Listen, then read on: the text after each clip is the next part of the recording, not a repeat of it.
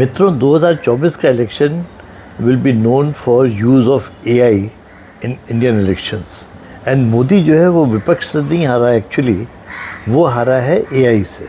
Opposition ने बहुत ही खूबी से एआई का यूज़ करते हुए एंड टेक्नोलॉजी का यूज़ करते हुए फेक नैरेटिव गढ़ा और फिर उसको स्ट्रेटजिकली स्प्रेड किया, जिससे कि वो मैसेज जो है वो सही जगह पर सही टॉकिंग पॉइंट्स के सेंटर्स पे पहुंच जाए, वहाँ लोग उसके ऊपर बात करना शुरू कर दें।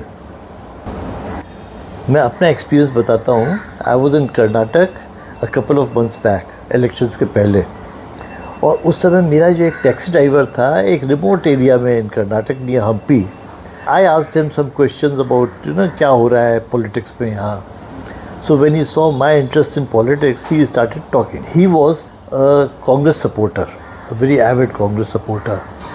तो वो मुझे बताने लगा कि साहब मोदी ने तो सारा देश लुटा दिया और वो अमीर आदमियों को उसने लोन माफ़ कर दिए उनके 16 लाख। मैंने उसको बहुत समझाने की कोशिश की what is loan waiver and what is loan write off, पर मेरा कुछ भी समझाना उसकी समझ में नहीं आ रहा था। तो मैंने उससे पूछा कि मैंने कहा how do you know about all these things. तो उसने कहा था मेरे पास तो व्हाट्सएप से मैसेजेस आती हैं इसके बारे में, सारी इन्फॉर्मेशन जो भी देश में घपला हो रहा है उसके ऊपर हमारे पास सारी इन्फॉर्मेशन है। ये सारा ग्राफिक्स के साथ मैंने देखा उसके फ़ोन पर, इतना अच्छी तरह से समझाया गया था कि किसी भी अनपढ़ आदमी को भी ये बात समझ में आ जाए। इसके जवाब में बीजेपी की तरफ से कोई काउंटर नैरेटिव नहीं था and that is why it was a one sided narrative. BJP सोच रही थी कि लोग तो ऐसे ये बात मानेंगे नहीं, मतलब देवर बैंकिंग ऑन पीपल्स विजडम कि ये झूठ है, और क्योंकि हम जानते हैं झूठ है इसलिए लोग भी ये सोच लेंगे कि ये झूठ है।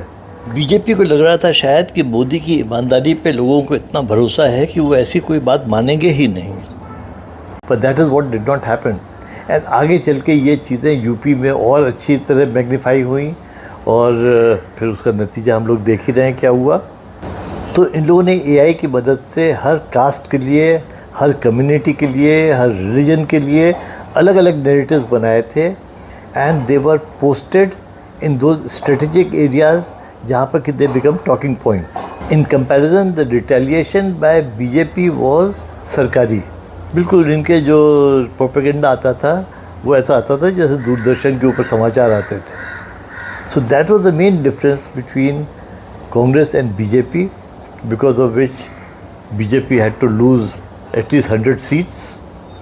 और अब जो है जो अगले चुनाव आ रहे हैं, अगले कुछ महीने में जो चुनाव आ रहे हैं in UP and other states, वहाँ अगर बीजेपी नहीं संभली तो it will again be same story.